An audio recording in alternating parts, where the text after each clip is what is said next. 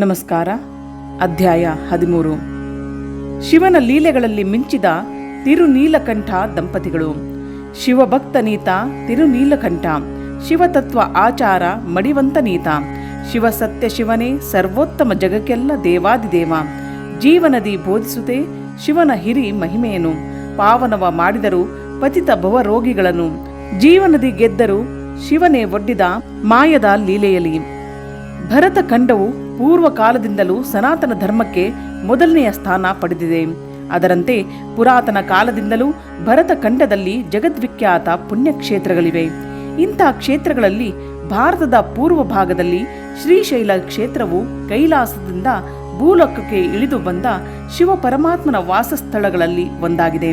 ಶ್ರೀಶೈಲ ಕ್ಷೇತ್ರವು ಪರ್ವತಗಳ ಶ್ರೇಣಿಗಳ ತಪ್ಪಲ ಪ್ರದೇಶದಲ್ಲಿದೆ. ಇದರ ಪಕ್ಕದ ಇಳಿಜಾರಿನ ವನಸಿರಿಯ ಬಯಲಲ್ಲಿ ಒಂದು ಪಟ್ಟಣವಿತ್ತು. ಶ್ರೀಶೈಲಕ್ಕೆ ಹೋಗುವ ಯಾತ್ರಾರ್ಥಿಗಳು ಇಲ್ಲಿ ಒಂದೆರಡು ದಿನ ತಂಗಿ ಮತ್ತೆ ಮುಂದೆ ಸಾಗುತ್ತಿದ್ದರು. ಇಲ್ಲಿ ಎಲ್ಲ ತರಹದ ವ್ಯಾಪಾರ ವಹಿವಾಟು, ಎಲ್ಲ ತರಹದ ವೃತ್ತಿಯ ಜನ ವಾಸವಾಗಿದ್ದರು.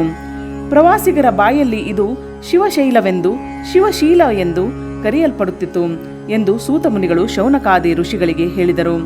ಆಗ ಶೌನಕಾದಿಗಳು ಸೂತ ಪುರಾಣಿಕರನ್ನು ಕುರಿತು ಅಂದದ್ದೇನೆಂದರೆ, ಹೇ ಮುನಿಶ್ರೇಷ್ಠರೇ, ನಮಗೆ ಶಿವಶೈಲ ಅಥವಾ ಶಿವಶೀಲ ಪಟ್ಟಣದ ಪರಿಚಯ ಮಾಡಿಕೊಡಲು ಕಾರಣವೇನು ಎನ್ನಲು ಸೂತರು, ಈ ಶಿವಶೀಲ ಪಟ್ಟಣದಲ್ಲಿ ಶಿವನೇ ಸರ್ವಸ್ವ, ಶಿವನೇ ಸರ್ವೋತ್ತಮನೆಂದು ಶಿವನನ್ನೇ ನಂಬಿ ಮಹಾಮುಕ್ತಿ ಪಡೆದವರಲ್ಲಿ ತಿರುನೀಲಕಂಠ ಹಾಗೂ ಆತನ ಪತ್ನಿ ಮುತ್ತೈದೆಯು ಅಗ್ರಗಣ್ಯರು.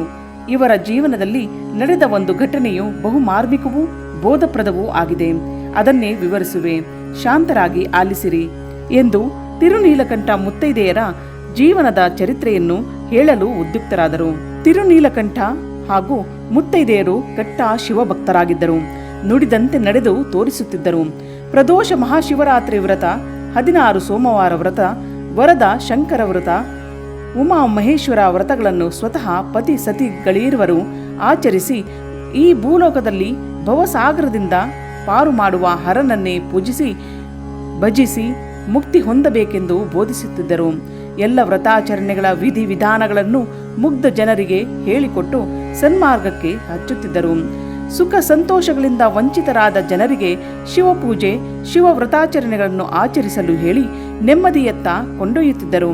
ಮುತ್ತೈದೆ ಹೆಸರಿಗೆ ತಕ್ಕಂತೆ ಪತಿಯ ಎಲ್ಲ ಧಾರ್ಮಿಕ ವ್ರತಾಚರಣೆಗಳಲ್ಲಿ ಸಹನಾನುಕೂಲೆಯಾಗಿ ಶಿವತತ್ವ ನಿಷ್ಠಳಾಗಿ ಪತಿಯೊಂದಿಗೆ ಸಹಕರಿಸಿ ಶಿವನಾಮ ಜಪ, ಶಿವಯೋಗಿಗಳ ಪಾದಪೂಜೆ, ಶಿವಪ್ರಸಾದ, ಶಿವಲಿಂಗ ದರ್ಶನ, ಜಂಗಮ ಸೇವೆ, ಶಿವಕೀರ್ತನೆ, ಶಿವನಾಮ ಶ್ರವಣ ಮಾಡುತ್ತಾ ಪ್ರತಿಯೊಂದು ಕಾರ್ಯಕ್ಕೂ ಕಾರಣಕರ್ತ ಶಿವನೆಂದು ಭಾವಿಸಿದ್ದರು. ನಿತ್ಯದ ಆಗು ಹೋಗುಗಳಿಗೂ ಸಾಕ್ಷಾತ್ ಶಿವನೇ ಕಾರಣನೆಂದು ಹೇಳುವಾಗಲೂ, ಶಿವ ಮಲಗುವಾಗಲೂ, ಶಿವ ನಡುವಿನ ಅವಧಿಯಲ್ಲಾಗುವ ಸುಖಕ್ಕೂ ಶಿವನೇ ಕಾರಣ, ದುಃಖಕ್ಕೂ ಶಿವನೇ ಕಾರಣನೆಂದು ನಂಬಿ ಶಿವ ತತ್ವದಂತೆ ನಡೆಯುತ್ತಿದ್ದರು. ತಿರುನೀಲಕಂಠನು ಏಕಪತ್ನಿ ವ್ರತಾಚರಣೆ ಉಳ್ಳವನಾಗಿ ಪತ್ನಿ ಮುತ್ತೈದೆಯಲ್ಲಿಯೇ ತನ್ನೆಲ್ಲ ಸುಖ ಸೌಖ್ಯ ಸಂತೋಷಗಳನ್ನು ಹಂಚಿಕೊಂಡು ತನ್ನ ಸತಿಯಲ್ಲಿ ಪಾರ್ವತಿ ಮಾತೆಯನ್ನು ಕಾಣುತ್ತಿದ್ದನು. ಇತ್ತ ಮುತ್ತೈದೆಯು ತನ್ನ ಪತಿ ತಿರುನೀಲಕಂಠನನ್ನು ಪರಮೇಶ್ವರನೆಂದು ನಂಬಿ ಅವನಲ್ಲಿಯೇ ತನ್ನ ಬಾಳ ಸುಖ ಅನುಭವಿಸುತ್ತಾ ಪತಿಗೆ ತಕ್ಕ ಸತಿಯಾಗಿ ಪತಿವ್ರತಾಮಣಿಯಾಗಿ ಕಾಣುತ್ತಿದ್ದಳು. ಒಟ್ಟಿನಲ್ಲಿ ಶಿವಲೀಲ ಪಟ್ಟಣ ಪ್ರಜೆಗಳಿಗೆ ಇವರಿರುವರು ಕೈಲಾಸಾಧಿಪತಿಗಳ ಸಾಕ್ಷಾತ್ ಶಿವಪಾರ್ವತಿ ದೇವಿಯರ ಪ್ರತಿರೂಪವೆಂದು ಭಾವಿಸಿ ಇವರ ಮಾರ್ಗದರ್ಶನದಲ್ಲಿ ಮುನ್ನಡೆಯುತ್ತಿದ್ದರು. ತಿರುನೀಲಕಂಠರು ತನ್ನ ಹೆಂಡತಿಯನ್ನುಳಿದು ಬೇರೆ ಹೆಣ್ಣು ಮಕ್ಕಳನ್ನು ತಾಯಿ ಸಮಾನರೆಂದು, ಮುತ್ತೈದೆಯು ಪತಿಯನ್ನು ಬಿಟ್ಟು ಇತರ ಪರಪುರುಷರನ್ನು ತನ್ನ ತಂದೆಯ ಸಮಾನರೆಂದು ತಿಳಿದು ವರ್ತಿಸುತ್ತಿದ್ದಳು. ತನ್ನ ಪತಿಗೆ ತಕ್ಕ ಅನುಕೂಲೆಯಾದ ಸತಿಯಾಗಿ ತನ್ನ ಗಂಡನೇ ತನ್ನೆಲ್ಲ ಸರ್ವಸ್ವವೆಂದು ತಿಳಿದು ದಿನಗಳೆಯುತ್ತಿದ್ದಳು. ಸುಖದಲ್ಲಿಯೂ ದುಃಖದಲ್ಲಿಯೂ ಶಿವನನ್ನೇ ನೆನೆಯುತ್ತಾ ಸರ್ವವು ಶಿವಮಯವೆಂದು ನಂಬಿ ನಡೆಯುತ್ತಿದ್ದರು. ತಿರುನೀಲಕಂಠರು ತಮ್ಮ ನಿತ್ಯದ ಕಾರ್ಯಕ್ರಮದಂತೆ ಶಿವತತ್ವ, ಶಿವ ವ್ರತಾಚರಣೆ ಕುರಿತು ಪ್ರಚಾರಾರ್ಥವಾಗಿ ಊರೂರುಗಳಿಗೆ ಹೋಗಿ ಪ್ರಚಾರ ಮಾಡಿ ಮುಗ್ಧ ಜನರ ಉದ್ಧಾರಕ್ಕಾಗಿ ಗುರುಬೋಧೆ, ಶಿವ ವ್ರತಾಚರಣೆಗಳಲ್ಲಿ ಬೋಧಿಸಿ ಬರುವ ಸಂಕಲ್ಪ ಹೊಂದಿದ್ದರು. ದೀನ ದುಃಖಗಳ ಉದ್ಧಾರವೇ ತಮ್ಮ ಉದ್ಧಾರವೆಂದು ನಂಬಿದ್ದರು. ಪಕ್ಕದ ನಂದಿ ಗ್ರಾಮಕ್ಕೆ ಹೋಗಿ ಶಿವನಾಮ ಸಂಕೀರ್ತನ ಮಾಡಿ ಸಾಯಂಕಾಲ ವಾಪಸ್ಸು ಮನೆಗೆ ಬರುವಾಗ ಪಟ್ಟಣದ ವಾರಾಂಗನೆಯರ ಮನೆಯ ಮುಂದೆ ಶಿವನಾಮ ಜಪಿಸುತ್ತಾ ಬರುತ್ತಿದ್ದ ವಾರಾಂಗನೆಯೋರ್ವರು ತಾನು ತನ್ನ ವಿಟ ಪುರುಷರೊಡನೆ ಇದ್ದಾಗ ತಾಂಬೂಲ ತಿಂದು ಉಗುಳಿದ ಜಂಗಲದ ಪೀಕದಾನಿಯನ್ನು ತನ್ನ ಉಪ್ಪರಿಗೆಯ ಮನೆ ಕಿಟಕಿಯಿಂದ ಬೀದಿಗೆ ಸುರಿದಳು. ಅದು ನೇರವಾಗಿ ತಿರುನೀಲಕಂಠರು ಬರುವುದಕ್ಕೂ ಇವಳು ಸುರಿಯುವುದಕ್ಕೂ ಸರಿಯಾಗಿ ಅದು ತಿರುನೀಲಕಂಠರ ಮೈ ಮೇಲೆ ಬಿದ್ದಿತು. ಆಗ ತಿರುನೀಲಕಂಠರು ಬಾಯಿಯಿಂದ ಶಿವ ಶಿವ ಎಂಬ ಧ್ವನಿ ಹೊರಬಿದ್ದಿತು. ಶಿವ ಶಿವ ಶಬ್ದ ಕೇಳಿ ಪಾತರದವಳು ಹೊರಬಂದು ನೋಡಿ, ಅಯ್ಯೋ ದೇವರೇ, ನಾನು ಎಂತಹ ಅನ್ಯಾಯ ಮಾಡಿದೆ. ಮಹಾಪವಿತ್ರಾತ್ಮರಾದ ಸ್ವಾಮಿ ತಿರುನೀಲಕಂಠರ ದೇಹದ ಮೇಲಿರುವ ಬಟ್ಟೆಗಳೆಲ್ಲವೂ ನನ್ನ ತಾಂಬೂಲ ಮೆದ್ದ ಎಂಜಲದ ಜೊಲ್ಲು ಬಿದ್ದು ಮಲಿನವಾದವು. ಅನ್ಯಾಯವಾಗಿ ಪಾಪ ಕಾರ್ಯ ಮಾಡಿದೆನಲ್ಲ. ಆ ಪುಣ್ಯಾತ್ಮರು ಎಷ್ಟೊಂದು ನೊಂದುಕೊಂಡರೋ ಏನೋ. ಒಂದು ವೇಳೆ ನನ್ನ ಮೇಲೆ ಮುನಿದು ಶಾಪ ಕೊಟ್ಟರೆ ಹೇಗೆ ಎಂದು ಭಯದಿಂದ ಅವಸರವಾಗಿ ಬಂದು ತಿರುನೀಲಕಂಠರ ಪಾದ ಮುಟ್ಟಿ ನಮಸ್ಕರಿಸಿ, ಹೇ ಸ್ವಾಮಿ, ನನ್ನ ಮನೆಗೆ ಬನ್ನಿ ಎಂದು ಕೈ ಹಿಡಿದು ಕರೆದುಕೊಂಡು ಹೋಗಿ ಉಚಿತ ಆಸನದಲ್ಲಿ ಕೂಡ್ರಿಸಿ ಮೊದಲು ಕೊಳೆಯಾದ ಬಟ್ಟೆಗಳನ್ನು ಬಿಡಿಸಿ ಕೈ ಹಿಡಿದು ಸ್ನಾನದ ಮನೆಗೆ ಕರೆದುಕೊಂಡು ಹೋದಳು. ತಲೆಗೆ ಮೈಗೆ ಎಣ್ಣೆ ಪೂಸಿ ಸುಗಂಧ ದ್ರವ್ಯ ಮಿಶ್ರಿತ ತಂಪು ಅಲ್ಲದ ಬಹಳ ಬಿಸಿಯೂ ಅಲ್ಲದ ನೀರಿನಿಂದ ಸ್ನಾನ ಮಾಡಿಸಿದಳು. ನಂತರ ತಿರುನೀಲಕಂಠರಿಗೆ ಹೊಸ ರೇಷ್ಮೆ ವಸ್ತ್ರಗಳನ್ನು ಉಡಲು ಹಾಗೂ ಹೊದೆಯಲು ಕೊಟ್ಟಳು. ತರುವಾಯ ಉನ್ನತ ಆಸನದಲ್ಲಿ ಮಡಿ ವಸ್ತ್ರ ಹಾಸಿ ಅದರಲ್ಲಿ ಕೂಡಿಸಿದಳು.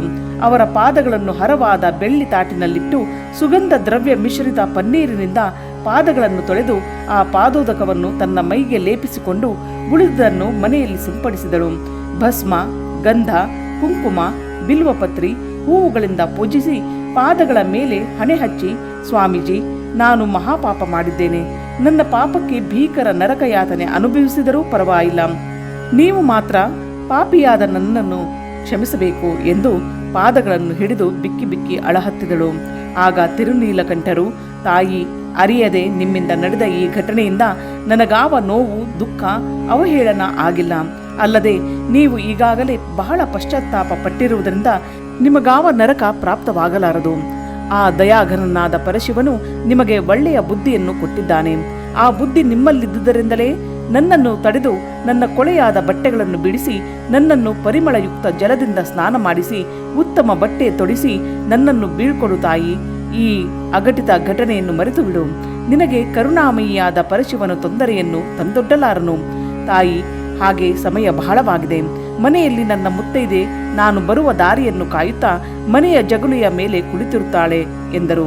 ಆಗ ಸ್ವಾಮಿ, ನಮ್ಮ ಮನೆಯಲ್ಲಿ ಊಟ ಮಾಡದಿದ್ದರೂ ಚಿಂತೆಯಿಲ್ಲ. ಆದರೆ ಹಣ್ಣು ಸಕ್ಕರೆ ಬೆರೆಸಿದ ತುಸು ಬಿಸಿ ಹಾಲು ಸೇವಿಸಿ ನನಗೆ ನೆಮ್ಮದಿಯನ್ನು ಕೊಡಬೇಕು ಎಂದು ಬೇಡಿಕೊಂಡಳು.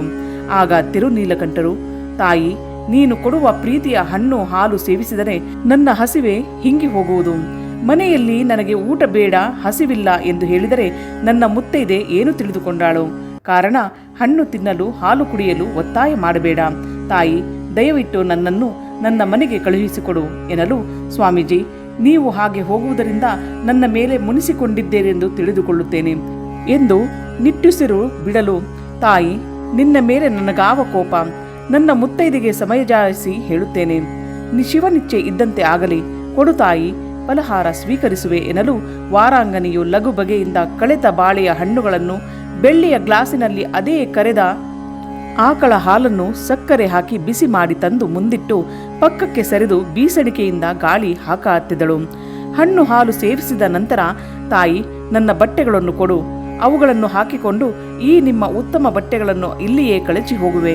ಇಂತಹ ಬೆಲೆ ಬಾಳುವ ಬಟ್ಟೆಗಳು ನನ್ನ ಮನಸ್ಸಿಗೆ ನೆಮ್ಮದಿ ಕೊಡಲಾರವು ತಾಯಿ ಎನ್ನಲು, ಸ್ವಾಮೀಜಿ, ನಿಮ್ಮ ಬಟ್ಟೆಗಳು ನನ್ನ ತಾಂಬೂಲದ ಎಂಜಲಿಂದ ಹೊಲಸಾಗಿವೆ. ಅವುಗಳನ್ನು ಸ್ವತಃ ನಾನು ಒಗೆದು ಮಡಿ ಮಾಡಿ ಇಸ್ತ್ರಿ ಮಾಡಿ ತಮ್ಮ ಮನೆಗೆ ತಂದುಕೊಡುವೆನು. ಸ್ವಾಮೀಜಿ, ಕತ್ತಲಾಗಿದೆ, ಈ ಲಾಂದ್ರ ಒಯ್ಯಿರಿ ಎಂದು ದೀಪ ಹಚ್ಚಿ ಲಾಂದ್ರ ಕೊಟ್ಟು ಕಳುಹಿಸಿದಳು. ಬೆಲೆ ಬಾಳುವ ರೇಷ್ಮೆಯ ಬಟ್ಟೆ ತೊಟ್ಟು ಸುಗಂಧ ದ್ರವ್ಯ ಮೈಗೆ ಪೂಸಿಕೊಂಡು ನೀಲಕಂಠರು ತಮ್ಮ ಮನೆಯ ದಾರಿ ಹಿಡಿದರು.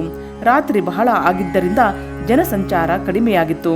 ಹೀಗಾಗಿ ಬೇಗನೆ ಮನೆಗೆ ಬಂದರು. ಅವರಂದುಕೊಂಡಂತೆ ತಮ್ಮ ಮುತ್ತೈದೆ ತಮಗಾಗಿ ಕಾಯುತ್ತಾ ಮನೆಯ ಜಗುಲಿಯ ಮೇಲೆ ಕುಳಿತಿರದೆ ಕದ ಮುಂದಕ್ಕೆ ಇಕ್ಕಿ ಒಳಗಡೆ ಮಲಗಿದ್ದಳು. ಹೀಗಾಗಿ ಮುತ್ತೈದೆ, ಮುತ್ತೈದೆ ಬಾಗಿಲು ತೆಗೆ ಎಂದು ಕದದ ಚಿಲಕ ಕುಟ್ಟಿ ಕರೆದರು. ನಿದ್ದೆಯಲ್ಲಿದ್ದ ಮುತ್ತೈದೆಯು ಪತಿಯ ನುಡಿಯ ಕೇಳಲು ಲಘು ಬಗೆಯಿಂದ ಎದ್ದು ಬಾಗಿಲು ತೆರೆದಳು. ತನ್ನ ಪತಿಯ ರಾಜ ಪೋಷಾಕ ನೋಡಿ ದಂಗಾಗಿ ನಿಂತು, ನಂತರ ಏನು ಸ್ವಾಮಿ ನಿಮ್ಮ ಈ ವೇಷ? ಜರತಾರಿ ಪೇಟ, ರೇಷ್ಮೆ ಶರಾಯಿ, ಮೆಲುವಲ್ಲಿ, ಜರಿ ಪೀತಾಂಬರ, ಕೊರಳಲ್ಲಿ ದುಂಡು ಮಲ್ಲಿಗೆಯ ಹಾರ, ಮುಂಗೈಗೆ ಹಾಕಿದ ಸುಗಂಧ ದ್ರವ್ಯ ಇದೆಲ್ಲವನ್ನು ಯಾರು ಕೊಟ್ಟರು, ಯಾಕೆ ಕೊಟ್ಟರು, ಇಷ್ಟು ತಡವಾಗಲು ಕಾರಣವೇನು ಎಂದು ಪ್ರಶ್ನೆಗಳ ಸುರಿಮಳೆಯನ್ನೇ ಬಾಗಿಲಲ್ಲಿ ನಿಂದಿರಿಸಿಕೊಂಡು ಕೇಳಿದಳು. ಆಗ ತಿರುನೀಲಕಂಠರು, ದೇವಿ, ಮೊದಲು ಒಳಗೆ ನಡೆದುದೆಲ್ಲವನ್ನು ಹೇಳುವೆ ಎನ್ನಲು ಒಳಕ್ಕೆ ಸೆರೆದು ಪತಿ ಮನೆಯೊಳಗೆ ಬರಲು ದಾರಿ ಮಾಡಿಕೊಟ್ಟಳು. ಪತಿಯು ಮನೆ ಸೇರಿದ ಮೇಲೆ ತಲಬಾಗಿಲ ಕದವನ್ನಿಕ್ಕಿ ಮುತ್ತೈದೆಯು ಒಳ ಬಂದಾಗ ಹಾಸಿದ ಚಾಪೆಯ ಮೇಲೆ ಕುಳಿತು ತಾನು ನಂದಿ ಗ್ರಾಮದಿಂದ ಮರಳಿ ಮನೆಗೆ ಬರುವಾಗ ಪಾತರದವರ ಓಣಿಯಲ್ಲಿ ಬರುವಾಗ ಓರ್ವ ಪಾತರದವಳು ತಾನು ತಿಂದು ಉಗುಳಿದ ತಾಂಬೂಲದ ಎಂಜಲು ಹಾಕಿದಾಗಿನಿಂದ ಹಿಡಿದು ನಂತರ ನಾನು ಶಿವ ಎಂದಾಗ ಓಡಿ ಬಂದು ಸೇವೆಗೈದ ಎಲ್ಲ ವೃತ್ತಾಂತವನ್ನು ಸ್ನಾನ ಮಾಡಿಸಿ ಈ ಬಟ್ಟೆ ತೊಡಲು ಕೊಟ್ಟದ್ದು, ಉಪಹಾರಕ್ಕಾಗಿ ಹಣ್ಣು ಹಾಲು ಕೊಟ್ಟದ್ದು ಎಲ್ಲವನ್ನು ಸಾಧ್ಯಂತವಾಗಿ ಹೇಳಿದರು. ಮುತ್ತೈದೆಯು ಗಂಡನ ಮಾತುಗಳನ್ನು ಕೇಳುತ್ತಿದ್ದಂತೆ ಅವಳ ಮನಸ್ಸು ತನ್ನ ಪತಿಯು ವಾರಂಗನೆಯ ಮನೆಗೆ ಹೋದ್ದು, ಅವಳಿಂದ ಸೇವೆ ಮಾಡಿಸಿಕೊಂಡು ಹಣ್ಣು ಹಾಲು ಸೇವಿಸಿ ಬಂದುದು ಶೀಲದ ಬಗ್ಗೆ ಶಂಕೆಗೆ ಕಾರಣವಾಯಿತು. ಮುತ್ತೈದೆಯು ಶಾಂತಳಾಗಿ ನಿಧಾನವಾಗಿ ವಿಚಾರಿಸದೆ ತನ್ನ ಪತಿ ತಿರುನೀಲಕಂಠರಿಂದ ಶೀಲದ ಸತಿವ್ರತ ಹಾಳಾಗಿದೆ, ಶಿವಧರ್ಮಕ್ಕೆ ದ್ರೋಹ ಮಾಡಿದ್ದಾರೆ ಎಂದು ತಿಳಿದು ಭಾವೋದ್ರೇಕಕ್ಕೆ ಒಳಗಾಗಿ ತನ್ನ ಸ್ಥಿಮಿತವನ್ನು ಕಳೆದುಕೊಂಡಳು. ಪತಿಗೆ ಮಾರುತ್ತರದೊಂದಿಗೆ, ನೀವು ನನಗೆ ಮಹಾಮೋಸ ಮಾಡಿದಿರಿ, ವಾರಾಂಗನೆಯ ಮೈಮುಟ್ಟಿ ಕಾಮದ ಕಾಟವನ್ನು ಪಾತರದವಳೊಂದಿಗೆ ಹಂಚಿಕೊಂಡಿದ್ದೀರಿ, ನೀವು ಅವಳ ಮನೆಯಲ್ಲಿ ಮಾಡಿ ಬಂದ ಅತ್ಯಾಚಾರವಾದ ಈ ಜಾರತನವನ್ನು ಮುಚ್ಚಿಡಲು ಈ ನಾಟಕವಾಡುತ್ತಿದ್ದೀರಿ ಎಂದು ಈ ನಿಮ್ಮ ನಡತೆ ಬಟ್ಟೆಗಳ ಪರಿವರ್ತನೆ ಸರಿರಾತ್ರಿ ಸರಿಯುವವರೆಗೆ ವಾರಾಂಗನೆಯ ಮನೆಯಲ್ಲಿ ಅವಳೊಂದಿಗೆ ಚಕ್ಕಂದವಾಡಿ ಮಾಡಬಾರದ ಕಾರ್ಯ ಮಾಡಿ ಹೀಗೆ ಬಂದುದನ್ನು ನೋಡಿದರೆ ಹಿರಿಯರೇಕೆ ಹುಚ್ಚರೂ ಅಲ್ಲದೆ ದನಗಾಹಿಗಳು ಕೂಡ ಘಂಟಾಘೋಷವಾಗಿ ಹೇಳುತ್ತಾರೆ, ನೀನು ಜಾರ ಲಂಪಟವಂತನೆಂದು. ಹೇ ಸ್ವಾಮಿ, ಈ ರೀತಿ ನೀವು ನಿಮ್ಮೊಂದಿಗೆ ಇದ್ದು ನಿಮ್ಮ ಧರ್ಮ ಕಾರ್ಯಗಳಲ್ಲಿ ನೆರಳಿನಂತೆ ಸಹಕಾರ ನೀಡಿ ಬಾಳಿನುದ್ದಕ್ಕೂ ಬಂದುದಕ್ಕೆ ಇದೇ ನಿಮ್ಮ ಕೊಡುಗೆಯೇ ಎಂದು ದುಃಖಿಸುತ್ತಾ ಬಿಕ್ಕಿ ಬಿಕ್ಕಿ ಅಳಹತ್ತಿದಳು. ಆಗ ಶಾಂತ ಸ್ವಭಾವದವರಾದ ತಿರುನೀಲಕಂಠರು, ಹೇ ಮುತ್ತೈದೆ, ನಮಗೆ ಒಡ್ಡಿದ ಇದೊಂದು ಆ ಶಿವನ ಪರೀಕ್ಷೆ. ನೀನು ವೃಥ ನನ್ನ ಮೇಲೆ ಸಂಶಯ ತಾಳದೆ ನನ್ನ ಮಾತನ್ನು ನಂಬು. ದೇವಿ, ನಿಜವಾಗಿಯೂ ನಾನು ಏಕಪತ್ನಿ ವ್ರತಸ್ಥನಾಗಿದ್ದೇನೆ. ಇದು ನಿಜಕ್ಕೂ ಸತ್ಯ. ನಾನು ಹೇಳುವುದು 100ಕ್ಕೆ 100 ನಿಜ. ನಂಬು ನನ್ನ ಮಾತನ್ನು ಎಂದು ಸಂತಾಪದಿಂದ ದುಃಖಿಸುತ್ತಿರುವ ತನ್ನ ಹೆಂಡತಿಯನ್ನು ಸಂತೈಸಲೆಂದು ಮುತ್ತೈದೆಯನ್ನು ಮುಟ್ಟಲು ಹೋದರು. ಆಗ ಸಂಶಯದ ಸುಳಿಯಲ್ಲಿ ಸಿಲುಕಿದ ಮುತ್ತೈದೆಗೆ ಬೇರೇನು ವಿಚಾರಿಸದೆ ತನ್ನ ಪತಿ ಜಾರ ಎಂದು ಅರಚುತ್ತಾ ಹಿಂದಕ್ಕೆ ಸರಿದಳು. ಪತ್ನಿಯ ಮೇಲೆ ಕರುಣೆಗೊಂಡು ತಿರುನೀಲಕಂಠರು ಒಂದು ಹೆಜ್ಜೆ ಮುಂದೆ ಸರಿದು ಹೆಂಡತಿಯನ್ನು ಸಂತೈಸಬೇಕೆಂದು ಬಾಗಿ ತಬ್ಬಿಕೊಳ್ಳಲು ಹೋಗಲು ಬುಸಗುಡುವ ಹಾವು ಹೆಡೆ ಎತ್ತಿ ನಿಲ್ಲುವಂತೆ ಮುತ್ತೈದೆಯು ಸಿಟ್ಟಿನ ಭರದಲ್ಲಿ ಬಲಗೈ ಮೇಲೆತ್ತಿ, ನೀವು ನನ್ನನ್ನು ಮುಟ್ಟಿದಿರಾದರೆ ಶಿವನಾಣೆ ನಿಮಗೆ ಉಚ್ಚ ಸ್ವರದಲ್ಲಿ ಹೇಳಿ ದೇವರ ಮನೆಯೊಳಗೆ ಹೋಗಿ ಬಾಗಿಲ ಮುಚ್ಚಿಕೊಂಡು ರೋಧಿಸತೊಡಗಿದಳು. ಶಿವ ಇದೇ ನಿನ್ನಾಟವೇ ಎಂದು ತಿರುನೀಲಕಂಠರು ಮಮ್ಮಲ ಮರುಗಿದರು. ನನ್ನ ಒಲವಿನ ಹೆಂಡತಿಯೇ ನನ್ನೊಂದಿಗೆ ಇಲ್ಲಿಯವರೆಗೆ ಜೊತೆಯಾಗಿದ್ದವಳು ಇಂದು ಅದಾವ ವಿಷಗಳಿಗೆ ನಮ್ಮಿಬ್ಬರಲ್ಲಿ ಬಂದು ಸೇರಿದೆ. ಹೇ ದೇವಾದಿದೇವ ಶಿವಶಂಕರ, ಇದೇನು ನಿನ್ನ ಲೀಲೆ? ಸಿಟ್ಟಿನ ಭರದಲ್ಲಿ ತನ್ನನ್ನೇ ತಾನು ಮುಟ್ಟಬಾರದೆಂದು ನಿನ್ನ ಆಣೆಯನ್ನು ಇಟ್ಟಳಲ್ಲ ಶಿವ, ಇದೋ ನಮ್ಮ ವಂಶಕ್ಕೆ ಧಿಕ್ಕಾರ. ಹೇ ದಯಾಘನ, ನಮ್ಮನ್ನು ಪರೀಕ್ಷಿಸಬೇಕೆಂದು ನೀನು ಮಾಡಿದ ನಾಟಕವೇ ಆಗಲಿ. ಇದರಿಂದ ನಿನಗೆ ಸಂತೋಷವಾಗುವ ಹಾಗೆ ಇದ್ದರೆ ಇದೋ ಇಂದಿನಿಂದ ನಾನು ಸನ್ಯಾಸಿಯಾಗಿ ಜೀವನ ಪರ್ಯಂತ ಹೀಗೆಯೇ ಉಳಿಯುವೆ. ಶಿವನೇ, ಇದಕ್ಕೆ ನೀನೇ ಗತಿ, ನೀನೇ ಮತಿ, ನೀನೇ ಪ್ರಮಾಣ ಎಂದು ನುಡಿದು ಪ್ರತ್ಯೇಕ ಹಾಸಿಗೆಯಲ್ಲಿ ಮಲಗಿದರು. ರಾತ್ರಿಯೆಲ್ಲ ತನ್ನ ಪತಿ ಎಂದು ಇಲ್ಲದ ಇಂದೇಕೆ ಪಾತ್ರದವಳ ಮನೆಗೆ ಹೋದ? ನಾನು ಒಂದು ಹೆಣ್ಣು ಅಲ್ಲವೇ? ನನ್ನಿಂದ ಅಪರಾಧ ನಡೆದಿದೆ, ನನಗೇಕೆ ಮೋಸ ಮಾಡಿದ? ಹೀಗೆ 10 ತರಹದ ಆಲೋಚನೆ ಮಾಡುತ್ತಾ ನಿದ್ರೆ ಇಲ್ಲದೆ ರಾತ್ರಿ ಕಳೆದು ಕೋಪದಿಂದಲೇ ಎದ್ದು ದಿನನಿತ್ಯದ ಮನೆಗೆಲಸದಲ್ಲಿ ಮನಸ್ಸಿಲ್ಲದ ಮನದಿಂದ ಯಾಂತ್ರಿಕವಾಗಿ ತನ್ನನ್ನೇ ತೊಡಗಿಸಿಕೊಂಡಳು. ಸೂಕ್ಷ್ಮಮತಿಯಾದ ತಿರುನೀಲಕಂಠರು ಕೂಡ ತನ್ನ ಧರ್ಮಪತ್ನಿ ನನ್ನ ಮೇಲೆ ಇಂದೇಕೆ ಸಂಶಯಪಟ್ಟಳು? ಶಿವ ಇದಕ್ಕೇನು ಕಾರಣ ಎಂದು ಮನದಲ್ಲಿ ನೊಂದು, ಹೇ ಶಿವನೇ, ನೀನೇ ಗತಿ ಸೂತ್ರಧಾರನು, ನೀನಾಡಿಸಿದಂತೆ ಆಡುವ ಗೊಂಬೆ ನಾನು, ಮಾನಾಪಮಾನ ಎಲ್ಲವೂ ನಿನ್ನದೇ ಎಂದು ನಿತ್ಯದಂತೆ ಸ್ನಾನ, ಶಿವಪೂಜೆ, ಶಿವನಾಮ ಧ್ಯಾನ ಮಾಡಿಕೊಂಡು ಶಿವಲಿಂಗಕ್ಕೂ ಪ್ರಸಾದವಿಲ್ಲವೆಂದ ಮೇಲೆ ನನಗೇಕೆ ಪ್ರಸಾದ ಎಂದು ತೀರ್ಥ ಸೇವಿಸಿ ಪಕ್ಕದ ಗ್ರಾಮಕ್ಕೆ ಹೊರಟು ಹೋದರು. ತಿರುನೀಲಕಂಠರು ಮನೆಯಿಂದ ನಿರ್ಗಮಿಸಿದ ಅರ್ಧ ತಾಸಿನ ಮೇಲೆ ವಾರಾಂಗನೆಯಾದ ಪಾತ್ರದವಳು ತಿರುನೀಲಕಂಠರ ಮಡಿ ಮಾಡಿದ ಬಟ್ಟೆಗಳನ್ನು ತಲೆ ಮೇಲೆ ಹೊತ್ತುಕೊಂಡು ಇವರ ಮನೆಗೆ ಬಂದು, ಅವ್ವ ತಾಯಿ, ಮನೆಯಲ್ಲಿದ್ದೀರಾ ಎಂದು ಕೂಗಿದಾಗ ಮುತ್ತೈದೆ ಕೋಪದಿಂದಲೇ ಉಬ್ಬಿದ ಕೆಂಗಣ್ಣುಗಳಿಂದ ಕಳಾಹಿನ ಮುಖ ಮಾಡಿಕೊಂಡು ಒಳಗಡೆಗಿಂದ ಹೊರಬಂದಾಗ ಅವರೇ, ನಿನ್ನೆ ನಾನು ಮಹಾಪಾಪದ ಕೆಲಸ ಮಾಡಿದೆ. ನನ್ನ ಮನೆಯ ಮೇಲಿನಿಂದ ಕೆಳಗೆ ನೋಡದೆ ನಾನು ತಿಂದು ಉಗುಳಿದ ತಾಂಬೂಲದ ಗಂಜಲನ್ನು ಕೆಳಗೆ ಸುರುವಿದೆ. ಅದೇ ವೇಳೆ ತಿರುನೀಲಕಂಠ ಅಪ್ಪಾಜಿ ಅವರು ಅದೇ ತಾನೇ ಹಾಯ್ದು ಹೊರಟಿದ್ದರು. ನಾನು ಸುರುವಿದ ತಾಂಬೂಲದ ಎಂಜಲು ರಸವೆಲ್ಲ ತಲೆಯ ಮೇಲೆ ಬಿದ್ದು ಮೈ ಕೈಗಳು ಧರಿಸಿದ ಬಟ್ಟೆಗಳು ಕೊಳೆಯಾದವು. ತಾಯಿ ಅಪ್ಪಾಜಿಯವರ ಬಾಯಿಂದ ಶಿವಶಿವ ಎಂಬ ನುಡಿ ಕೇಳಿ ಅಯ್ಯೋ, ನಾನೆಂತು ತಪ್ಪು ಮಾಡಿದೆ ಎಂದು ಲಘುಬಗೆಯಿಂದ ಕೆಳಗಿಳಿದು ಅಪ್ಪಾಜಿಯವರ ಪಾದ ಹಿಡಿದು ಬೇಡಿಕೊಂಡು ಕೈ ಹಿಡಿದು ನಾನೇ ಅವರನ್ನು ನನ್ನ ಮನೆಯ ಒಳಗೆ ಕರೆದೊಯ್ದು ಅವರ ಕೊಳೆ ಬಟ್ಟೆ ಬಿಡಿಸಿ ಸುಗಂಧ ತೈಲ ಹಚ್ಚಿ ಸುಗಂಧ ದ್ರವ್ಯ ಮಿಶ್ರಿತ ಜಲದಿಂದ ನಾನೇ ಮಜ್ಜನ ಮಾಡಿಸಿ ನನ್ನ ಸಹೋದರನ ಹೊಸ ಉಡುಪುಗಳನ್ನು ಅಪ್ಪಾಜಿಯವರಿಗೆ ಒತ್ತಾಯ ಮಾಡಿ ಹಾಕಿಸಿ ಅವರ ಪಾದ ಪೂಜೆ ಮಾಡಿ ಊಟ ಮಾಡಿ ಇಲ್ಲಿಯೇ ಮಲಗಿ ಮುಂಜಾನೆ ಹೋಗಿರಿ ಅಂದಾಗೆ ಅವರು ತಾಯಿ ನನ್ನ ಮನೆಯಲ್ಲಿ ಮುತ್ತೈದೆ ನನಗಾಗಿ ದಾರಿ ಕಾಯುತ್ತಾ ಮನೆಯ ಜಗುಲಿಯಲ್ಲಿ ಕುಳಿತಿರುತ್ತಾಳೆ. ಇಬ್ಬರೂ ಕೂಡಿ ಊಟ ಮಾಡುತ್ತೇವೆ ಅಂದರು. ಹಾಗಾದರೆ ಹಣ್ಣು ಹಾಲನ್ನಾದರೂ ಸೇವಿಸಿ ಅಂದಾಗ ನಿಮ್ಮನ್ನು ನೆನೆಸುತ್ತಾ ಶಿವನೇ ನಿನ್ನಿಚ್ಛೆ ಎಂದು ಸೇವಿಸಿ ಸರಿ ರಾತ್ರಿ ಆಗಿರುವಾಗ ಲಾಂದ್ರ ಕೊಟ್ಟು ಕಳುಹಿಸಿದೆ ತಾಯಿ. ಈಗ ನಾನೇ ಕೈಯಾರ ಅಪ್ಪಾಜಿಯವರ ಬಟ್ಟೆಗಳನ್ನು ಒಗೆದು ಮಡಿ ಮಾಡಿ ತಂದಿರುವೆ, ತೆಗೆದುಕೊಳ್ಳಿ ತಾಯಿ ಎಂದು ಮುತ್ತೈದೆಯ ಪಾದ ಮುಟ್ಟಿ ನಮಸ್ಕರಿಸಿದಳು. ಆಗ ಇದೆಲ್ಲವನ್ನು ಪತಿಯಿಂದ ಕೇಳಿದ್ದರೂ ಸಂಶಯದ ಸುಳಿಯಲ್ಲಿ ಸಿಲುಕಿದ ಮುತ್ತೈದೆ ಪಾತ್ರದವಳು ಹೇಳಿದಾಗ ಎಲ್ಲವನ್ನು ಕೇಳಿದ ಮುತ್ತೈದೆಯು ಮನನೊಂದು, ಮಗಳೇ, ಇವರು ನಿನ್ನೆ ನಿನ್ನ ಮನೆಗೆ ಬಂದಿದ್ದರೆ ಅಯ್ಯೋ ಶಿವನೇ, ಏನು ನಿನ್ನ ಆಟ, ನನ್ನ ಮತಿಗಿಷ್ಟು ಬೆಂಕಿ ಹಾಕ, ನಾನು ಏನೇನೋ ಕಲ್ಪಿಸಿಕೊಂಡು ಅಲ್ಲದ ಸಲ್ಲದ ಮಾತುಗಳಿಂದ ನನ್ನವರಾದ ತಿರುನೀಲಕಂಠರ ಮನವನ್ನು ಹಾಳು ಮಾಡಿದೆ ಎಂದು ಹೇಳಿ ಪಾತ್ರದವಳು ಮಡಿ ಮಾಡಿ ತಂದ ಬಟ್ಟೆಗಳನ್ನು ಇಸಿದುಕೊಂಡು ಅವಳನ್ನು ಮನೆಗೆ ಹೋಗಲು ಹೇಳಿದಳು. ಮತ್ತು ತನ್ನ ಗಂಡನಾದ ತಿರುನೀಲಕಂಠರು ಹೇಳಿದ್ದು ಎಲ್ಲವೂ ನಿಜ, ನಾನೇ ಅಪರಾಧಿ, ಅವರು ನಿರಪರಾಧಿಗಳು, ನನ್ನವರು ಮನೆಗೆ ಬಂದ ತಕ್ಷಣವೇ ಅವರ ಪಾದಕ್ಕೆ ಬಿದ್ದು ಕ್ಷಮೆ ಕೇಳಬೇಕು ಎಂದು ಅವರು ಬರುವ ದಾರಿ ಕಾಯುತ್ತಾ ಮನೆಯ ಜಗುಲಿಯ ಮೇಲೆ ಆಸೀನಳಾದಳು. ದಿನಂಪ್ರತಿ ಬರುವಂತೆ ಸಾಯಂಕಾಲ ಮನೆಗೆ ವಾಪಸ್ಸು ಆದರು. ತಕ್ಷಣವೇ ಮುತ್ತೈದೆಯ ಕಟ್ಟೆಯಿಂದ ಇಳಿದು, ಸ್ವಾಮಿ, ನನ್ನಿಂದಾದ ತಿಳಿಯದೆ ಮಾಡಿದ ತಪ್ಪನ್ನು ಮನ್ನಿಸಿರಿ. ನಾನು ನಿಮ್ಮ ಮೇಲೆ ಸಂಶಯ ತಾಳಿ ಕೀಳು ಮಟ್ಟದ ಮಾತುಗಳನ್ನು ಆಡಿ ನಿಮ್ಮ ಮನನೊಂದಿಸಿರುವೆನು, ಕ್ಷಮಿಸಿರಿ ನನ್ನನ್ನು ಎಂದು ತನ್ನ ಪತಿಯ ಪಾದಗಳಿಗೆ ಬಾಗಿ ನಮಿಸ ಹೋದಳು. ಆಗ ತಿರುನೀಲಕಂಠರು ಲಘುಬಗೆಯಿಂದ ಹಿಂದಕ್ಕೆ ಸರಿದು, ಮುತ್ತೈದೆ, ನಿನ್ನೆ ನೀನು ತಾನೇ ನನ್ನನ್ನು ಮುಟ್ಟಬೇಡವೆಂದು, ಮುಟ್ಟಿದರೆ ಶಿವನಾಣೆ ಎಂದು ಶಪಥ ಮಾಡಿರುತ್ತಿ. ಈ ಜನ್ಮದಲ್ಲಿ ನನ್ನ ಸ್ಪರ್ಶ ಎಂದಿಗೂ ಸಾಧ್ಯವಿಲ್ಲ. ನೀನು ನಿನ್ನೆ ಇಟ್ಟ ಶಿವನಾಣೆ ನಮ್ಮಿಬ್ಬರ ಮಧ್ಯೆ ಗೋಡೆಯಂತೆ ಅಡ್ಡವಾಗಿದೆ. ಕಾರಣ ಸಮಾಜದಲ್ಲಿ ಎಲ್ಲರೆದರೂ ಎಂದಿನಂತೆ ಗಂಡ ಹೆಂಡತಿಯರಾಗಿ ಇರೋಣ. ನಮ್ಮ ಅಂತರಂಗದ ಜೀವನದಲ್ಲಿ ಪುನಃ ಶಿವನ ಅಪ್ಪಣೆ ಆಗುವವರೆಗೂ ಆ ದಯಾಘನನಾದ ಪರಶಿವನ ಸೇವೆ ಮಾಡುವುದರಲ್ಲಿಯೇ ಕಾಲ ಕಳೆಯೋಣ. ಇದೊಂದನ್ನು ಬಿಟ್ಟರೆ ಅನ್ಯ ಮಾರ್ಗವೇ ಇಲ್ಲವೆಂದು ತಿರುನೀಲಕಂಠರು ನಿಷ್ಠುರವಾಗಿ ಹೇಳಿದರು.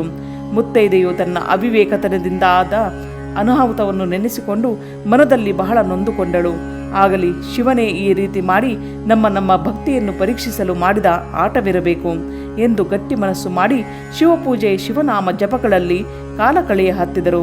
ತಿರುನೀಲಕಂಠ ಮುತ್ತೈದರು ಯಾವಾಗಲೂ ಇಷ್ಟೇ ಏಕೆ, ರಾತ್ರಿ ಶಯನದಲ್ಲಿ ಸ್ವಪ್ನದಲ್ಲಿಯೂ ಕೂಡ ಒಬ್ಬರನ್ನೊಬ್ಬರು ಮುಟ್ಟದಂತೆ ಜಾಗ್ರತೆಯಿಂದಲೂ ಸಮಾಜದ ಕಣ್ಣಿಗೆ ಗಂಡ ಹೆಂಡತಿಯರಂತೆ ಕಾಲ ಕಳೆಯುತ್ತಿದ್ದರು.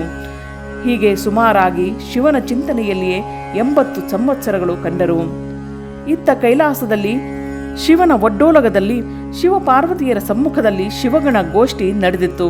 ಆಗ ಮಹಾತಾಯಿಯಾದ ಪಾರ್ವತಿಯು ಶಂಕರರನ್ನು ಕುರಿತು, ಹೇ ಸ್ವಾಮಿ, ಸದಾಕಾಲ ನಿಮ್ಮ ನಾಮ ಜಪ, ನಿಮ್ಮ ಪೂಜೆಗಳಲ್ಲಿ ವಯಸ್ಸಿನ ಮುಕ್ಕಾಲು ಪಾಲು ಆಯುಷ್ಯ ಕಳೆದ ಆದರ್ಶ ದಂಪತಿಗಳಿಂದ ತಿರುನೀಲಕಂಠ ಮುತ್ತೈದೆಯರಿಗೆ ಈ ರೀತಿ ಪರೀಕ್ಷಿಸುವುದು ಸರಿಯೇ ಎಂದಾಗ ಶಿವನು, ಹೇ ದೇವಿ, ಚಿನ್ನವನ್ನು ಪುಟಕ್ಕಿಟ್ಟಂತೆ ಚೊಕ್ಕಟವಾಗುವುದಿಲ್ಲವೇ? ಹಾಗೆಯೇ ಇವರನ್ನು ಇನ್ನೂ ಪರೀಕ್ಷಿಸಿ ನನ್ನ ಬಳಗದಲ್ಲಿ ಸೇರಿಸಿಕೊಳ್ಳುವೆನು ಎನ್ನಲು ಪಾರ್ವತಿಯು, ಹೇ ಸ್ವಾಮಿ, ಇದೇನು ನಿಮ್ಮ ಲೀಲೆ ಎನ್ನಲು ಸತಿ ಪಾರ್ವತಿ, ಕೇಳು, ಅವರು ಒಬ್ಬರನ್ನೊಬ್ಬರು ಮುಟ್ಟರು, ಅಷ್ಟು ಕಠಿಣ ನಿಯಮ ಪಾಲನೆ ಮಾಡುತ್ತಾ ಬಂದಿದ್ದಾರೆ, ಅದನ್ನು ಮುರಿಸಿಬಿಡುವೆನು ಎನ್ನಲು ಆಗ ಪಾರ್ವತಿಯು, ಈ ಪ್ರಯತ್ನದಲ್ಲಿ ನೀವೇ ಸೋತರೆ ಶಿವನಿಗಿಂತ ಶಿವಭಕ್ತರೇ ಶ್ರೇಷ್ಠರು ಅನ್ನುವುದನ್ನು ಈ ಜಗಕ್ಕೆ ತೋರಿಸಿಕೊಡುವೆನು ಎಂದು ಹೇಳಿ ಶಿವನೇ ಒಬ್ಬ ಜಂಗಮನ ವೇಷಧಾರಿಯಾಗಿ ಸೂರ್ಯೋದಯಕ್ಕೆ ಸರಿಯಾಗಿ ಮನೆಯ ಮುಂದೆ ಅಂಗಳದಲ್ಲಿ ಬಂದು ನಿಂತು ಭವತಿ ಭಿಕ್ಷಾಂದೇಹಿ ಎಂದರು. ಉದಯಕ್ಕೆ ಮನೆಗೆ ಬಂದ ಜಂಗಮರನ್ನು ಸಾಕ್ಷಾತ್ ಶಿವನೇ ಬಂದನೆಂದು ತಿಳಿದು ತಿರುನೀಲಕಂಠ ಮತ್ತು ಮುತ್ತೈದೆಯರು ಕಾಲಿಗೆ ನೀರು ಕೊಟ್ಟು ಮನೆಯೊಳಕ್ಕೆ ಕರೆದು ಸ್ನಾನ ಶಿವಪೂಜಾಗಳಿಗೆ ವ್ಯವಸ್ಥೆ ಮಾಡಿಕೊಟ್ಟು ಪ್ರಸಾದ ಎಡೆ ಮಾಡಿ ಜಂಗಮನನ್ನು ಸಂತೋಷಪಡಿಸಿದರು. ದಂಪತಿಗಳಿಂದ ಸಂತೋಷಗೊಂಡ ಜಂಗಮರು ಅವರಿಂದ ಬೀಳ್ಕೊಡುವ ಮುನ್ನ ಶಿವಭಕ್ತ ತಿರುನೀಲಕಂಠರನ್ನು ಹಾಗೂ ಮುತ್ತೈದೆಯರನ್ನು ಒಟ್ಟಾಗಿ ಕರೆದು ಹೀಗೆಂದರು. ನೋಡಿ ದಂಪತಿಗಳೇ, ನಾನು ಈ ಊರಿಗೆ ಹೊಸಬನು, ಅನ್ಯರ ಪರಿಚಯವಿಲ್ಲ. ನೀವಿಬ್ಬರು ಒಳ್ಳೆಯ ಸ್ವಭಾವದವರು, ಬೇರೆಯವರ ಸೊತ್ತಿಗೆ ಆಶೆ ಪಡೆದವರೆಂದು ಕೇಳಿದ್ದೆ. ಆ ಒಂದು ಉದ್ದೇಶದಿಂದಲೇ ನನ್ನ ವಾಸದಿಂದ ನಿಮ್ಮ ಮನೆಗೆ ಬಂದಿದ್ದೇನೆ. ನನ್ನ ಬಳಿ ಒಂದು ಅಕ್ಷಯ ಪಾತ್ರೆ ಇದೆ. ನನಗೆ ನೀರು, ಆಹಾರ, ಫಲಪುಷ್ಪ ದೊರೆಯದಿದ್ದಾಗ ಈ ಪಾತ್ರೆಯಿಂದ ಪಡೆಯುವೆನು. ಅಂತಹ ಪಾತ್ರೆ ಇದು. ಅಪರಿಚಿತ ಊರು, ಪರಿಚಿತ ಜನ, ಯಾರು ಎಂಥ ಜನ ಎಂದು ತಿಳಿಯದು. ನಿಮ್ಮ ಮನೆಯಲ್ಲಿಯೇ ಮಲಗೋಣವೆಂದರೆ ನಿಮಗೆ ಸಾಲದ ಈ ಚಿಕ್ಕ ಮನೆಯಲ್ಲಿ ನನಗೆಲ್ಲಿದೆ ಜಾಗ ಮಲಗಲು? ಕಾರಣ ಶಿವಲಿಂಗೇಶ್ವರ ದೇವಸ್ಥಾನದ ವರಾಂಡದಲ್ಲಿ ಪ್ರವಾಸಿಗರು ಬಂದು ಇಳಿದುಕೊಂಡಿರುವ ಜಾಗದಲ್ಲಿ ಮಲಗುವೆ. ನನ್ನ ಹತ್ತಿರ ಈ ಪಾತ್ರೆ ಇದ್ದರೆ ಯಾರಾದರೂ ನನಗೆ ನಿದ್ದೆ ಹತ್ತಿದಾಗ ಕಳವು ಮಾಡಬಹುದು. ಕಾರಣ ಇದನ್ನು ನಿಮ್ಮಲ್ಲಿಯೇ ಇಡುವೆ. ಇದನ್ನು ಭದ್ರವಾಗಿ ಪೆಟ್ಟಿಗೆಯಲ್ಲಿಟ್ಟು ಬೀಗ ಹಾಕಿರಿ. ನಾಳೆ ಮುಂಜಾನೆ ನಾನೇ ಬಂದು ನಿಮ್ಮಿಂದ ಅಕ್ಷಯ ಪಾತ್ರೆಯನ್ನು ಒಯ್ಯುತ್ತೇನೆ ಎಂದು ಅಕ್ಷಯ ಪಾತ್ರೆ ಎಂದು ಹೇಳುವ ಬೆಳ್ಳಿ ಬಟ್ಟಲನ್ನು ಮುತ್ತೈದೆ ಇದರಿನಲ್ಲಿ ತಿರುನೀಲಕಂಠರ ಕೈಯಲ್ಲಿ ಕೊಟ್ಟರು. ತಿರುನೀಲಕಂಠರು ಜಂಗಮರಿಂದ ಬಟ್ಟಲನ್ನು ಪಡೆದು ಮನೆಯೊಳಗೆ ಇರುವ ಕಬ್ಬಿಣದ ಪೆಟ್ಟಿಗೆಯಲ್ಲಿ ತಳದಲ್ಲಿ ಇಟ್ಟು ಪೆಟ್ಟಿಗೆಗೆ ಬೀಗ ಹಾಕಿ ಜಂಗಮರಿಗೆ ಕೈಯಲ್ಲಿ ಕೊಟ್ಟು ಮಲಗಲು ಕಳುಹಿಸಿದರು. ಇತ್ತ ದಂಪತಿಗಳಿರುವರು ಇಡೀ ರಾತ್ರಿ ಜಾಗರಣೆ ಮಾಡಿ ಕಬ್ಬಿಣದ ಪೆಟ್ಟಿಗೆಯನ್ನು ಕಾಯ್ದರು. ಸೂರ್ಯೋದಯವಾಯಿತು. ಜಂಗಮರು ದೇವಾಲಯದಿಂದ ನೇರವಾಗಿ ಇವರ ಮನೆಗೆ ಬಂದು ಅಂಗಳಲ್ಲಿ ನಿಂತು ಎತ್ತರದ ಸ್ವರದಲ್ಲಿ, ತಿರುನೀಲಕಂಠರೇ, ಓ ಭಕ್ತ ತಿರುನೀಲಕಂಠ, ಬೇಗ ಕೊಡು ನನ್ನ ಅಕ್ಷಯ ಪಾತ್ರೆಯನ್ನು. ಇದೋ ಬೀಗದ ಕೈ ತೆಗೆದುಕೋ, ಅಕ್ಷಯ ಪಾತ್ರೆಯನ್ನು ತಂದುಕೊಡು ಎಂದರು. ತಿರುನೀಲಕಂಠರು ಬೀಗ ತೆಗೆದು ಪೆಟ್ಟಿಗೆಯಲ್ಲಿ ನೋಡುತ್ತಾರೆ. ಬೆಳ್ಳಿಯ ಅಕ್ಷಯ ಪಾತ್ರೆ ಕಾಣದು. ಗಾಬರಿಯಾಗಿ ಪೆಟ್ಟಿಗೆಯಲ್ಲಿಯ ಎಲ್ಲ ಸಾಮಾನುಗಳನ್ನು ಹೊರತೆಗೆದು ಹುಡುಕಾಡಿದರೂ ಪಾತ್ರೆ ಸಿಗಲಿಲ್ಲ.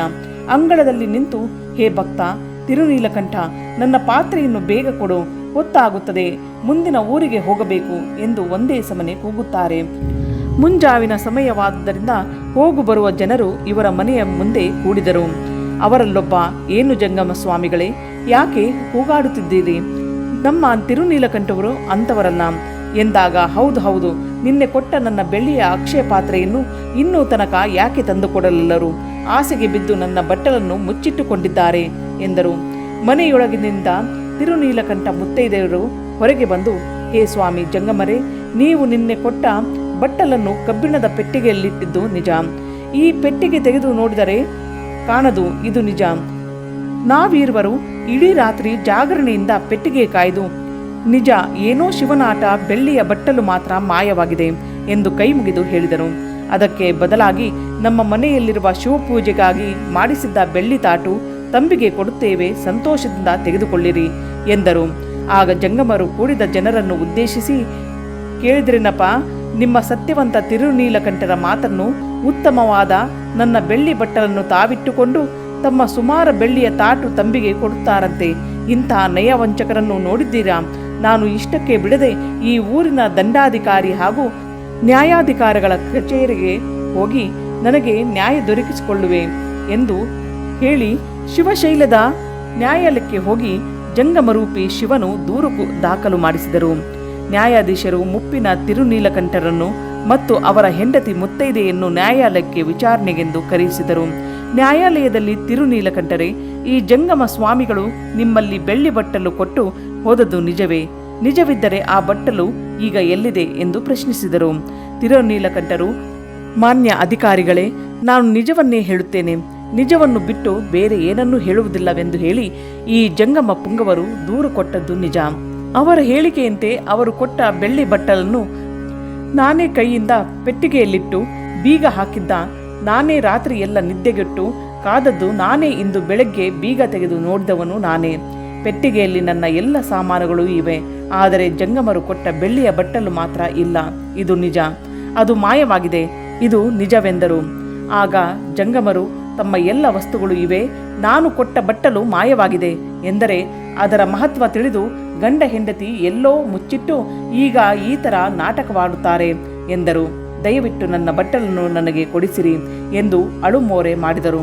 ಅದಕ್ಕೆ ನ್ಯಾಯಾಧೀಶರು, ತಿರುನೀಲಕಂಠರೇ, ಇದಕ್ಕೆ ನೀವೇನು ಹೇಳುತ್ತೀರಿ ಅಂದಾಗ, ತಿರುನೀಲಕಂಠರು, ಧರ್ಮಾಧಿಕಾರಿಗಳೇ, ನನ್ನ ಜೀವಿತ 80 ವರ್ಷಗಳ ಅವಧಿಯಲ್ಲಿ ಬೇರೆಯವರ ವಸ್ತುಗಳನ್ನು ಅಪಹರಿಸಿಲ್ಲ, ಅಲ್ಲದೆ ಅಂಥ ಆಸೆಯನ್ನು ಸಹ ಮಾಡಿಲ್ಲ.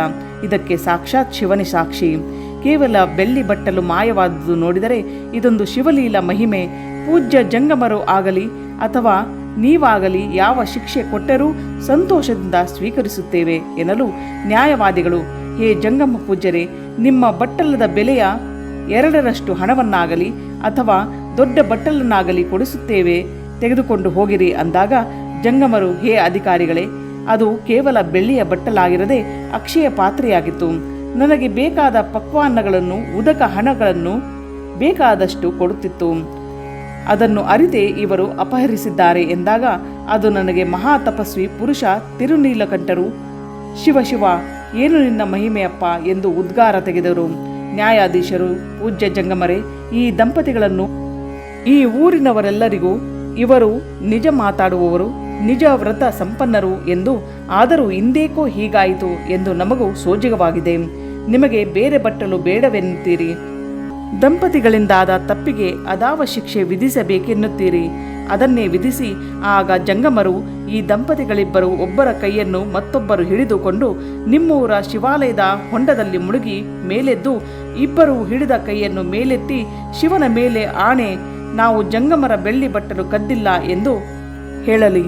ನಾನು ಹಾಗೆ ಹೋಗುತ್ತೇನೆ ಎಂದಾಗ ತಿರುನೀಲಕಂಠರು, ಅದಾಗದು, ನಾವಿಬ್ಬರು ದಂಪತಿಗಳು ನಿಜ. ಕೈ ಹಿಡಿದು ನೀರಲ್ಲಿ ಮುಳುಗಿ ಹೇಳಲಾರೆವು. ಕೈ ಹಿಡಿಯುವುದಿಲ್ಲ ಎಂದ ಮಾತ್ರಕ್ಕೆ ನಾವು ಕಳ್ಳರಲ್ಲ. ನಮ್ಮಲ್ಲಿಯೇ ಒಬ್ಬರನ್ನೊಬ್ಬರು ಮುಟ್ಟಿದರೆ ಶಿವನಾಣೆ ಇದೆ. ಕಾರಣ ಈ ಶಿಕ್ಷೆ ಬೇಡ. ಬೇಕಾದರೆ ಗಲ್ಲು ಶಿಕ್ಷೆ ಕೊಡಿ ಅಥವಾ ಶಿರಚ್ಛೇದ ಮಾಡಿ ಸಂತೋಷದಿಂದ ಒಪ್ಪಿಕೊಳ್ಳುತ್ತೇವೆ ಎಂದರು. ಆಗ ಜಂಗಮ ರೂಪಿಯಾದ ಶಿವನು ಮನದಲ್ಲಿ ಸಂತೋಷಪಟ್ಟು ನಿಜ ಭಕ್ತನಾದ ತಿರುನೀಲಕಂಠರನ್ನು ಉದ್ಧರಿಸಬೇಕೆಂದು ಮನಸ್ಸು ಮಾಡಿ, ಹೇ ದಂಪತಿಗಳಾದ ನೀವು ಒಬ್ಬರನ್ನೊಬ್ಬರು ಮುಟ್ಟದೆ ಈ ಚಿಕ್ಕ ಮನೆಯಲ್ಲಿ ಹೇಗೆ ಜೀವನ ಸಾಗಿಸಿದಿರಿ? ಅದು ಇಷ್ಟು ವರ್ಷಗಳವರೆಗೆ. ಅದೇನೇ ಇರಲಿ, ಒಬ್ಬರ ಕೈಯನ್ನು ಒಬ್ಬರು ಹಿಡಿಯದಿದ್ದರೂ ಪರವಾಗಿಲ್ಲ. ನನ್ನ ಬೆತ್ತದ ಒಂದು ತುದಿಯನ್ನು ಗಂಡ, ಇನ್ನೊಂದು ತುದಿಯನ್ನು ಹೆಂಡತಿ ಹಿಡಿದು ಇದೇ ಹೊಂಡದಲ್ಲಿ 3 ಸಾರೆ ಮುಳುಗಿ ಶಿವನಾಣೆಯಾಗಿಯೂ ಜಂಗಮರ ಬೆಳ್ಳಿ ಬಟ್ಟಲನ್ನು ನಾವು ಕದ್ದಿಲ್ಲ ಎಂದು ಹೇಳಬೇಕೆಂದರು. ಅದಕ್ಕೆ ದಂಪತಿಗಳಿರುವರು ಒಪ್ಪಿಕೊಂಡರು. ಜಂಗಮರಿಂದ ನ್ಯಾಯಾಧೀಶರು ಬೆತ್ತ ಪಡೆದು ಶಿವಾಲಯದ ಹೊಂಡದ ಕಡೆಗೆ ನಡೆದರು. ಗ್ರಾಮದ ಜನರು ಈ ಕುತೂಹಲ ನೋಡಲು ಹುರುಪಿನಿಂದ ಹೊಂಡದ ಸುತ್ತಲೂ ನೆರೆದರು. ದಂಪತಿಗಳಿಬ್ಬರು ಬೆತ್ತದ ತುದಿಗಳನ್ನು ಹಿಡಿದು ಹೊಂಡದ ನೀರಿನಲ್ಲಿ 3 ಸಾರೆ ಮುಳುಗಿ ಶಿವನಾಣೆ ಮಾಡಲು ದಂಪತಿಗಳ ಮುಪ್ಪು ಹೋಗಿ ನವತಾರುಣ್ಯದ ಚೈತನ್ಯ ಬಂದಿತು. ಕೈಗಳ ನಡುವಿನ ಬೆತ್ತ ಮಾಯವಾಗಿ ಸತಿಪತಿಗಳ ಕೈಗಳು ಒಂದಾಗಿದ್ದವು. ಈ ನೋಟ ನೋಡಿದ ಊರಿನ ಜನ ದಂಗಾದರು. ಜನರ ಮಧ್ಯದ ಜಂಗಮರು ಕಾಣದಾಗಿದ್ದರು. ಇದೆಲ್ಲವೂ ಶಿವನ ಲೀಲೆ ಎಂದು ಕೆಲವರೆಂದರು. ತಿರುನೀಲಕಂಠ ಮುತ್ತೈದೆಯರ ಶಿವಭಕ್ತಿ, ಶಿವಪೂಜಾ, ಶಿವನಾಮ ಜಪದ ಪ್ರಭಾವವೆಂದು ಕೆಲವರು ಅಂದರು. ಮತ್ತೆ ತಾರುಣ್ಯ ಪಡೆದ ದಂಪತಿಗಳು ನೀರಿನಿಂದ ಹೊಂಡದ ದಂಡೆಯ ಮೇಲೆ ಬಂದು ಶಿವನನ್ನು ಧ್ಯಾನಿಸುತ್ತಾ, ಹೇ ದೇವ ದಯಾಘನ, ನಮಗೆ ಮತ್ತೆ ಯೌವನವನ್ನು ಕೊಟ್ಟು ಈ ಭೂಲೋಕದಲ್ಲಿ ಇನ್ನಷ್ಟು ದಿನ ಉಳಿಸಬೇಕೆಂದಿರುವೆ ಎಂದಾಗ ಗಗನದಲ್ಲಿ ಗುಡುಗು ಕೋಲ್ಮಿಂಚು ಮಿಂಚಿದಂತೆ ಆಗಿ ಅಶರೀರವಾಣಿಯೊಂದು ನುಡಿಯಿತು. ಭಕ್ತ ಶ್ರೇಷ್ಠರಾದ ತಿರುನೀಲಕಂಠ ಮುತ್ತೈದೆಯರೇ, ಆಲಿಸಿ, ಈಗ ನನ್ನ ಆಣೆಯಿಂದ ಮುಕ್ತರಾಗಿರುವಿರಿ. ಕಾರಣ ನವಪತಿ ಪತ್ನಿಯರಾಗಿದ್ದು ನಿಮ್ಮ ಬಯಕೆಯಂತೆ ಇಷ್ಟ ಪುತ್ರರನ್ನು ಪಡೆದು ನಿಮ್ಮ ವಂಶವೃಕ್ಷವನ್ನು ಬೆಳೆಸಿ ಉಳಿಸಿ. ಇದು ನನ್ನಾಜ್ಞೆ. ಈ ವಾಣಿಯ ದಂಪತಿಗಳಿಗಷ್ಟೇ ಕೇಳಿಸದೆ ಕೂಡಿದ ಜನಸಮೂಹಕ್ಕೆ ಕೇಳಿತು. ಆಗ ಪತಿ ಪತ್ನಿಯರು, ಹೇ ದೇವ ದೀನರಕ್ಷಕ, ನಿನ್ನ ನಿಜ ರೂಪವನ್ನು, ನಿನ್ನ ವಿಶ್ವ ದರ್ಶನವನ್ನು ತೋರಿಸು ಎಂದು ಕರಜೋಡಿಸಿ ಶಿರಬಾಗಿ ಬೇಡಲು ಕೋಟಿ ಸೂರ್ಯರ ತೇಜೋತ್ಪಾದಿ ಬೆಳಕಿನಲ್ಲಿ ಶಿವಪಾರ್ವತಿಯರು ಕಾಣಿಸಿಕೊಂಡರು. ನಂತರ ತನ್ನ ವಿರಾಟ ರೂಪ ತೋರಿಸಿ ಅಂತರ್ಧಾನರಾದರು. ದಂಪತಿಗಳ ಶಿವಭಕ್ತಿಯನ್ನು ಜನ ಗುಣಗಾನ ಮಾಡಹತ್ತಿದರು. ದಂಪತಿಗಳಿರುವರು ದಾಂಪತ್ಯ ಸುಖದೊಂದಿಗೆ ಶಿವಪೂಜೆ, ಶಿವನಾಮ ಸ್ಮರಣೆ, ಶಿವ ಜಪ ಮಾಡುತ್ತಾ ಬಯಕೆಯ ಇಷ್ಟ ಪುತ್ರರನ್ನು ಪಡೆದು ವಂಶೋದ್ಧಾರ ಮಾಡಿ ಅಂತ್ಯದಲ್ಲಿ ಶಿವ ಸಾಯುಜ್ಯ ಜಪಿಸುವಾಗ ಶಿವ ಪದವಿ ಹೊಂದಿದರು. 13ನೇ ಅಧ್ಯಾಯ ಮುಗಿದಿತು.